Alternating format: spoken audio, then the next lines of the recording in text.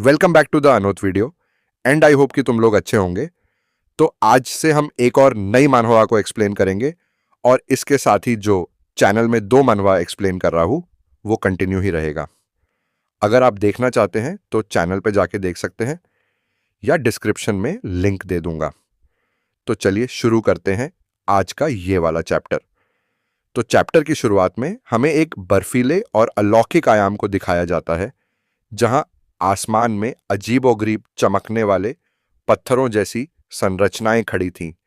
ऊपर से एक विशाल दृश्य दिखाई देता है जहां चारों ओर बर्फ और चट्टानें में हैं और एक छोटी सी मानव आकृति या योद्धाओं का समूह बर्फ पर चल रहे हैं। इस जगह को द डेडलैंड्स कहा गया है। यह जगह एक टावर के 8वें फ्लोर पर स्थित है। बर्फीले भूभाग में चमकीले नीले रंग की रेखाओं वाली विशालकाय टूटी हुई शिलाएं या पत्थर खड़े हैं जो किसी प्राचीन और शक्तिशाली जादुई जगह का आभास देते हैं।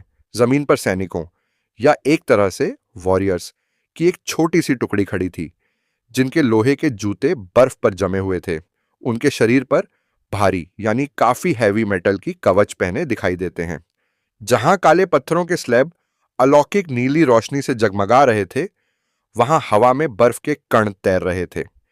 यह टॉवर का 8वां तल था, एक ऐसा स्थान जहां पहुंचने की कल्पना ही कई लोगों के लिए एक दूर का सपना। उनके ऊनी कॉलर और धातु के कवच उन्हें इस क्रूर वातावरण से बचाने की एक विफल कोशिश कर रहे थे।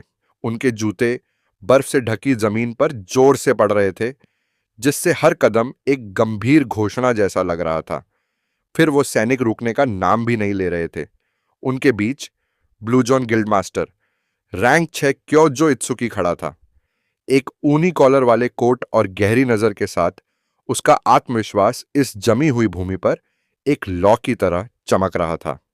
फिर उसने अगले सीन में अपने सभी गिल्ड्स के मेंबर्स को रोकने का इशारा दिया और फिर उसने अपने सैनिकों की ओर मुड़कर देखा और उसकी आवाज गूंज उठी, आज हम यहां एक अभूतपूर्व कार्य करने आए हैं, टॉवर के 8वें फ्लोर को क्लियर करने के लिए और उस गार्डियन को परास्त करने के लिए।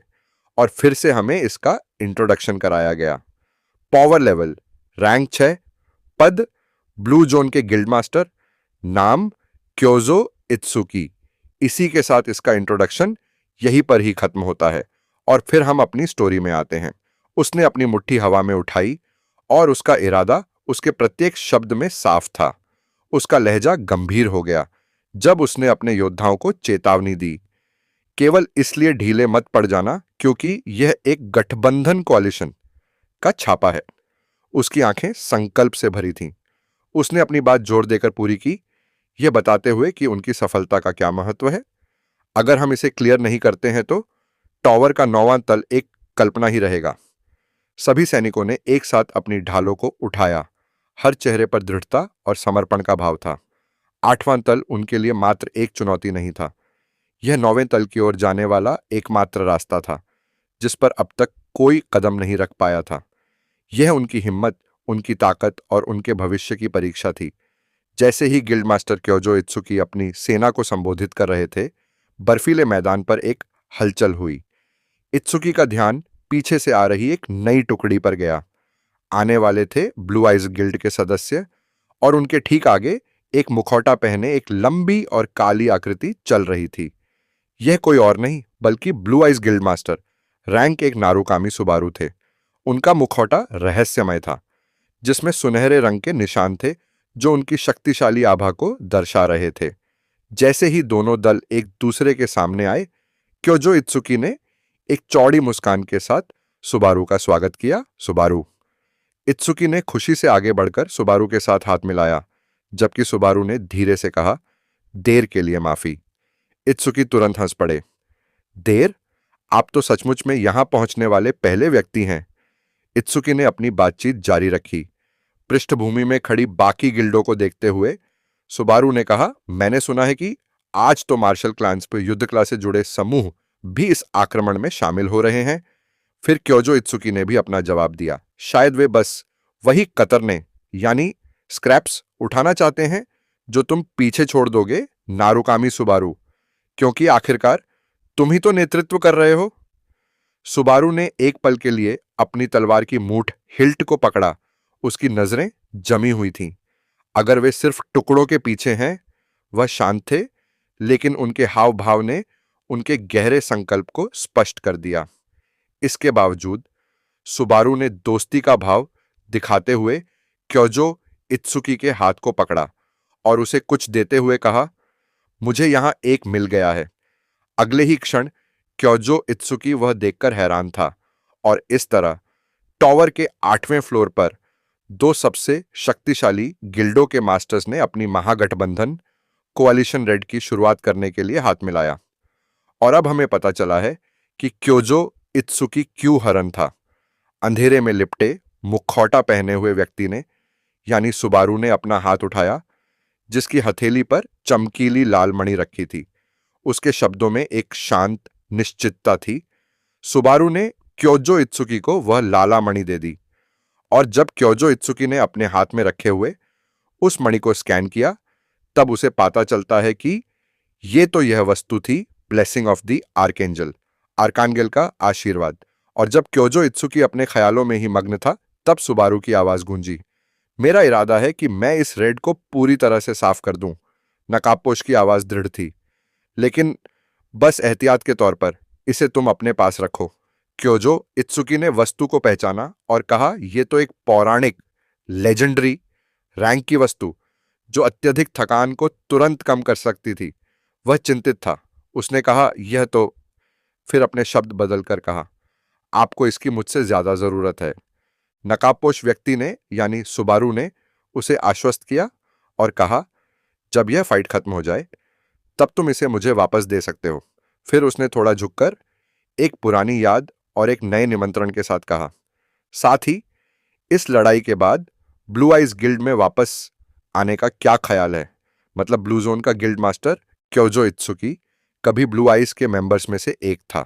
अब कहनी में आते हैं, हल्के बालों वाला व्यक्ति उसके सामने खड़ा था। वह अपने साथी की ओर देख रहा था। उसके भीतर भावनाओं का एक जटिल तूफान उमड़ रहा था, जिसकी अभिव्यक्ति मौन में सिमट गई थी। खैर, सुबारू ने अपनी बातचीत जारी रखी, अगर तुम वापस नहीं लौटना चाहते तो तुम इसे हमेशा के लिए भी अपने पास रख सकते हो। उसके शब्दों में एक अनकहा भरोसा था, एक तरह का खुला निमंत्रण जो हमेशा के लिए रहने की अनुमति दे रहा था। तभी हल्के बालों वाले व्यक्ति ने अचानक अपना सिर घुमाया। उसकी आंखें किसी अनदेखी चीज पर स्थिर हो गईं। एक अनपेक्षित खतरा जिसकी भनक शक्ति सुबारू को भी तत्काल महसूस हुई। वह चौंक गया। उस बर्फीले अंधेरे माहौल में उनकी बातचीत अचानक टूट गई और उन्हें एहसास हुआ कि वे अब अकेले नहीं थे। उनका ध्यान तुरंत उस अदृश्य लेकिन शक्तिशाली आगमन की ओर चला गया जिसने उनकी निजी बातचीत को बाधित कर दिया था। फिर दूसरे सीन में सुबारू ने कहा, यह यहां है। क्योजो इत्सुकी ने भी कहा, यह इतनी जल्दी दिखाई दे रहा है। उसने हाँफते हुए कहा। ठीक उसी क्षण बर्फीली घाटी से भयानक शक्तियों का विस्फोट हुआ। 8वें फ्लोर का गार्डियन, फ्लोर 8 का अभिभावक के नेतृत्व में हमलावरों का एक विशाल समूह उन पर टूट पड़ा और इस 8वें फ्लोर के गार्डियन का नाम था वेनम ड्रैगन हाइड्रा। और दूसरे ही सीन में हाइड्रा ड्रैगन ने उन गिल्ड्स के मेंबर्स पर हमला कर दिया, जो देखकर ब्लू जोन के गिल्ड मास्टर क्योजो इत्सुकी ने चिल्लाकर कहा, इस अटैक के इंपैक्ट को संभालो वरना तुम यहां पर मर भी सकते हो। और चिल्लाते हुए कहा कि बैटल में उतारने के लिए सब रेडी हो जाओ। फिर दूसरे सीन में सुबारू को दिखता जाता है, जो कह रहा होता है कि ये गंदी शक्ल के दिखने वाले बास्टर्ड कभी नहीं सुधरेंगे। फिर सुबारू अपनी पावर को एक्टिवेट करना शुरू कर देता है। फिर सुबारू का एक हाथ काले नेगेटिव एनर्जी से लथपथ था, जो हवा में ऐसे लिपट रही है जैसे अंधेरे की बेलें। यह शक्ति विकृत और भयावह लगती है, मानो किसी पाताल लोक से आई हो।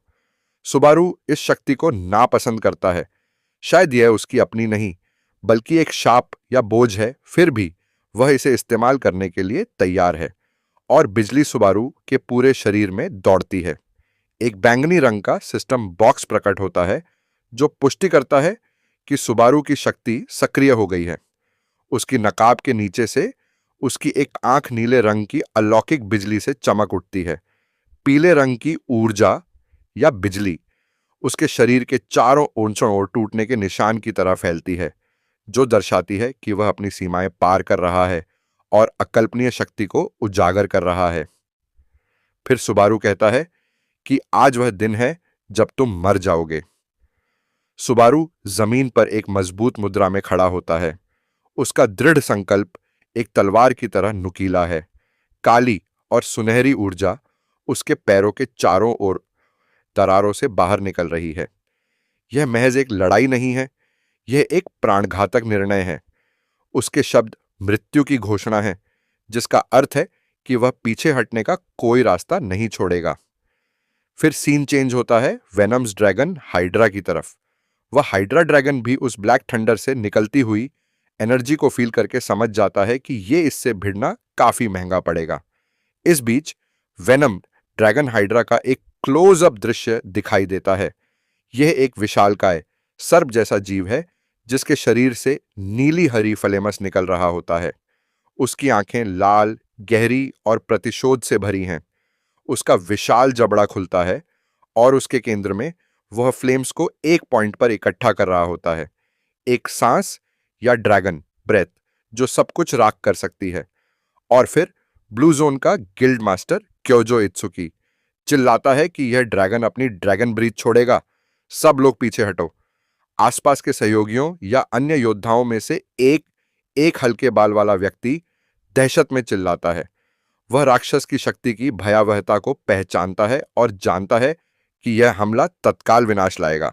हालांकि जब वो ये सब कह ही रहा होता है, उतने में ही सुबारू कहता है कि कोई जरूरत नहीं। कोई जरूरत नहीं का अर्थ है कि सुबारू खुद ही इस खतरे से निपटेगा। फिर ब्लू जोन का गिल्ड मास्टर क्योजो इत्सुकी बोलता है कि तुम किस बारे में बात कर रहे हो। फिर आसमान की तरफ दिखाया जाता है, जहां वेनोम ड्रैगन हाइड्रा अपनी ड्रैगन ब्रेथ को चार्ज कर रहा होता है अटैक करने के लिए।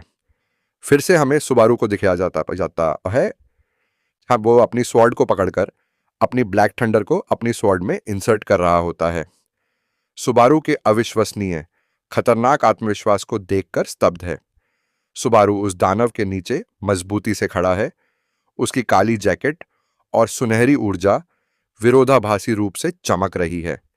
वह अपने बचाव के लिए तैयार है, या शायद अपने अंतिम हमले के लिए।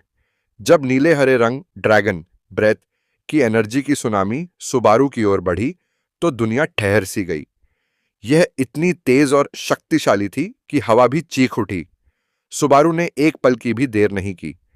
उसके सुनहरे बिजली से घिरे शरीर ने तेजी से प्रतिक्रिया दी। उसने अपनी ब्लैक एनर्जी को एक अभेद्य ढाल की तरह सामने की ओर एक स्लेस अटैक को किया, जो एक विशाल काली रंग की थंडर के रूप में परिवर्तित हो गई। यह ब्लैक एनर्जी ऊपर उठती है और ड्रैगन की ब्रेथ से सीधी टकराती है। टकराव इतना भयंकर होता है कि एक तरफ नीली हरी ऊर्जा का विस्फोट होता है, तो दूसरी तरफ सुनहरी बिजली और ब्लैक एनर्जी जोर से चमकता है। यह सुबारू का काउंटर अटैक था। उसने केवल हमले को रोका नहीं, बल्कि उसे एक क्षण के लिए दो भागों में विभाजित कर दिया, जो देखकर वेनम ड्रैगन हाइड्रा और भी ज्यादा गुस्सा हो जाता है। और फिर हमें अटैक का इंपैक्ट दिखाता है, जो टकराव के कारण हिमभूमि और चारों ओर के प्राचीन पत्थर के खंभे थर्रा उठते हैं। ड्रैगन एक विशाल काले और नीले पंखों वाले जीव के रूप में हवा में मंडराता है। वह क्रोधित है, क्योंकि उसका सबसे शक्तिशाली हमला एक अकेले योद्धा द्वारा रोक दिया गया है। नीचे अन्य योद्धाओं का समूह एकजुट दिखाई देता है, जो इस भयंकर युद्ध को देखने के लिए तैयार हैं। विनाश के बीच सुबारू के साथी, जो शायद अस्थायी रूप से निष्क्रिय हो गए थे या छिप गए थे, अब उठ खड़े होते हैं। हल्के बालों वाला वह साथी, जिसने पहले पीछे हटने के लिए कहा था, अब मुस्कुराता है। उसका चेहरा प्रशंसा और पुरानी आदत से परिचित होने की भावना दर्शाता है। वह सुबारू के उस असाधारण कदम पर टिप्पणी करता है, सुबारू, तुम कभी नहीं बदलते। यह दर्शाता है कि सुबारू का यह बेधड़क आत्मघाती आत्मविश्वास वाला अंदाज नया नहीं है, और उसके साथी इसे अच्छी तरह से जानते हैं। चूंकि सुबारू ने शुरुआती सबसे खतरनाक हमले को सफलतापूर्वक विफल कर दिया है, उसके समूह में उत्साह का संचार होता है। एक गुलाबी पोशाक वाली लड़की जिसके हाथ में जादुई छड़ी है खुशी से चिल्लाती है, अद्भुत सुबारू, तुम्हारी ट्रेनिंग सचमुच रंग लाई। एक लाल बालों वाला शर्टलेस योद्धा भी प्रभावित होता है और अपने मन में सोचता है वह बहुत शानदार था। परंतु समूह में मौजूद एक सुनहरे बालों वाली महिला जो शायद एक प्रमुख लड़ाका है, थोड़ी निराशा और स्पर्धा कंपटीशन दिखाती है और वही टीम मेंबर बोलता है कि धत्त तेरी की, मुझे देर हो गई, मैं शुरुआती वार करना चाहता था, एक अपनिक स्ट्राइक करना चाहता था।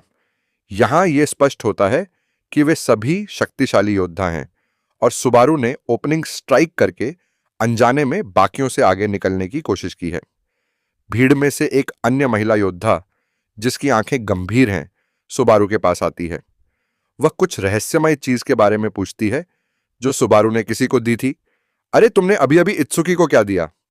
सुबारू अपनी नकाबपोश आकृति में जवाब देने से मना कर देता है, जिससे उसके अगले कदम पर सस्पेंस बढ़ जाता है।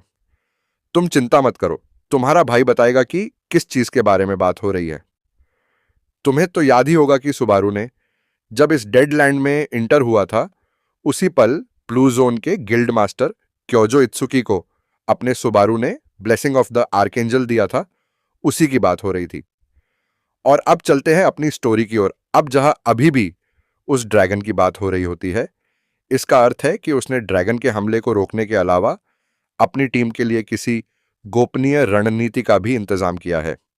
जब सभी योद्धा एकजुट हो जाते हैं, सुबारू एक बार फिर अपने नकाब में अपने साथियों की ओर देखता है। वह अंतिम पुष्टि चाहता है। क्या तुम सब तैयार हो?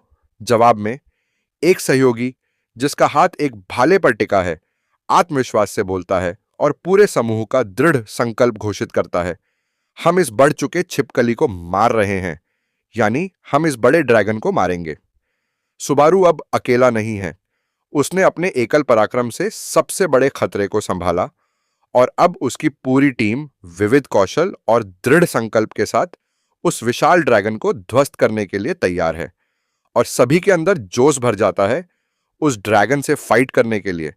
सुबारू अपने पावर का शो ऑफ करते हुए कहता है कि हम इस 8वें फ्लोर को ब्रेक थ्रू करेंगे। यह बोलकर सुबारू और उसकी टीम उस वेनम ड्रैगन हाइड्रा की तरफ जाने लगते हैं, उसे किल करने के लिए। क्योजो इत्सुकी, जिसका चेहरा फर कॉलर के साये में छिपा था, दूर अपनी तथाकथित टीम को देखता है। वे मोहरे जिन्हें वह बलिदान करने के लिए तैयार था। उसने उन्हें गंभीरता से जाते हुए देखता रहा। उसकी आंखें उनकी ओर मुड़ी और उसके होंठों पर एक कड़वा कटाक्ष आया।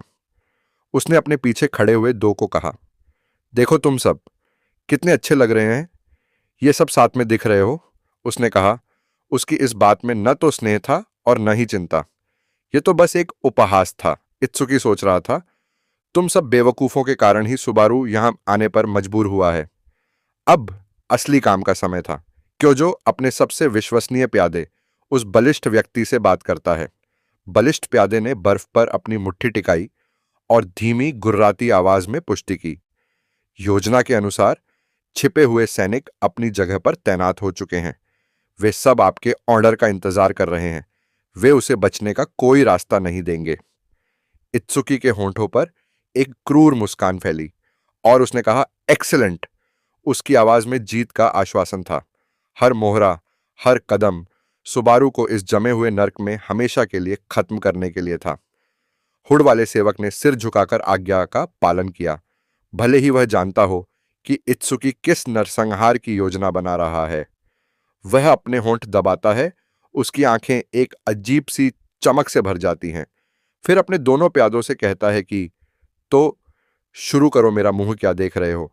उसने जवाब दिया, जैसा आपकी इच्छा है। उस हुड वाले बंदे ने भी कहा, आप पर सौभाग्य बरसे। सौभाग्य। इत्सुकी के लिए सौभाग्य का अर्थ था सुबारू का विनाश। क्योजो इत्सुकी का चेहरा अब पूरी तरह से दुर्भावनापूर्ण हो गया। उसने खुद को युद्ध में झोंक दिया। वह हिम अजगर से लड़ रहा था, लेकिन यह लड़ाई केवल दिखावा थी। उसका वास्तविक उद्देश्य तो दुनिया को यह दिखाना था कि उसने एक महान कार्य किया है, ताकि कोई भी सुबारू के संभावित टेक हो जाने पर संदेह न कर सके। क्योजो इत्सुकी की नजर अपने हीरो टीम मेंबर मैजिशियन पर गई और वो उसे अजीब तरीके से पीछे से घूर रहा होता है, जिससे पता चलता है कि यह कोई घटिया प्लान बनाने वाला है इस मैजिशियन के ऊपर। फिर दूसरे सीन में जंग का मैदान खुल गया और फ्रॉस्ट ड्रैगन, जिसकी लंबी जीभ और नुकीले दांत मौत का ऐलान कर रहे थे, अपनी पूरी क्रूरता के साथ सामने आया। सुबारू के दो टीम मेंबर्स, एक काला लबादा पहने और दूसरी तेज तर्रार महिला, उस विशालकाय शत्रु पर हमला करते हैं। काले लबादे वाला योद्धा अपने नुकीले भाले से अजगर के बर्फीले शरीर पर वार करता है। तभी एक और शक्तिशाली आकृति अपनी तलवार से हमला करती है। अचानक तेज गति से आती हुई एक आकृति ने फ्रॉस्ट ड्रैगन पर हमला कर दिया। यह कोई और नहीं, हमारा नायक सुबारू था, जो ब्लैक थंडर जैसी नीली ऊर्जा से घिरा हुआ था, और उसके पीछे एक स्पेयर मैन अपनी स्पेयर से हमला कर दिया। लेकिन फिर भी उसे फ्रॉस्ट ड्रैगन को कुछ नहीं हुआ। इसके बाद 3 और लोग उसे फ्रॉस्ट ड्रैगन पर हमला करने के लिए आ जाते हैं। उनमें से एक बंदा आइस की पावर का ही यूज करता है उसे पर अटैक करने के लिए, जिससे उस ड्रैगन को तो कुछ नहीं हुआ, लेकिन इस अटैक की वजह से ड्रैगन और भी ज्यादा भड़क जाता है और उन पर अटैक करने के लिए आगे की ओर बढ़ जाता है। फिर हम एक दूसरी टीम मेंबर को देखते हैं जो अपने डैगर से उस फ्रॉस्ट ड्रैगन पर अटैक कर देती है, लेकिन नीचे से एक बंदा चिल्लाता है और कहता है कि अरे, बिना कुछ कहे यूं ही काटना शुरू मत कर देना। लेकिन वह लड़की उसकी बात नहीं मानती और अपनी पावर को एक्टिवेट जैसे ही एक्टिवेट करती है, तो उस पावर की वजह से उसकी आंखें भी पीले कलर में चमकने लग जाती हैं, जो दर्शाता है कि अब इस ड्रैगन की खैर नहीं। फिर अपनी पावर का उस करके उस फ्रॉस्ट ड्रैगन को 2 हिस्सों में फाड़ देती है और अपनी टीम मेंबर का जवाब देते हुए कहती है कि क्या तुम मेरे साथ मजाक कर रहे हो? इतने समय हो गए मेरे साथ फाइट करते हुए और अभी तक मेरे फाइटिंग स्टाइल के तुम आदी नहीं हुए हो। वो आइस मैजिशियन भी उसे इस ड्रैगन पर आइस अटैक करते हुए उसके बातें भी सुन रहा होता है, और ये बात सुनकर वह आइस मैजिशियन भी गुस्सा हो जाता है और चिढ़ते हुए कहता है कि फिर भी थोड़ी सी तो तुम्हें अवेयरनेस रखना चाहिए। इसके बाद हमें एक और बंदे को दिखाया जाता है जो कहता कि देखते हैं किसका अटैक सबसे ज्यादा डैमेज करता है इस फ्रॉस्ट ड्रैगन पर। इतना बोलकर वह अपने स्पेयर से उसे ड्रैगन के जबड़े में अपनी स्पेयर को ले जाकर मारता है, जिससे उसे ड्रैगन को काफी ज्यादा चोट आ जाती है और वह इसकी वजह से उसके मुंह से बहुत ज्यादा खून निकलती है। उसके बाद हमें एक और बंदे को दिखाया जाता है जो कहता है कि अगर ऐसे ही बात है तो तुम लूजर्स मेरे लिए डिनर बाय करोगे। यह बोलकर वह उस ड्रैगन के एक मुंह पर काफी जोरदार अटैक करता है और अपनी पावर को एक्टिवेट करके फिर से अटैक करता है, और इस बार वह फ्रॉस्ट ड्रैगन के एक सर को धड़ से अलग कर देता है। देखो यार, इनका नाम बताया नहीं गया है, धीरे धीरे पता चल रहा है, तो मैं उसी हिसाब से इनका नाम बताते जाऊंगा। और हमें एक और लड़की को इंट्रोड्यूस किया जाता है जिसका नाम चाइनो है। पहले वाला बांदा चाइनो से माफी मांगता है और कहता है सॉरी चाइनो। वह सॉरी इसलिए बोल रहा है क्योंकि कुछ समय पहले उसने ड्रैगन के एक सर को काट दिया था और वह सर चीनो की तरफ गिर रहा होता है, जिसकी वजह से वह सामने वाला बंदा चाइनो से सॉरी बोलता रहा होता है। अब स्टोरी में आते हैं, जो सुनकर चाइनो भी बोलती है तुम्हें फिक्र करने की जरूरत नहीं है, बस तुम अटैक करते रहो।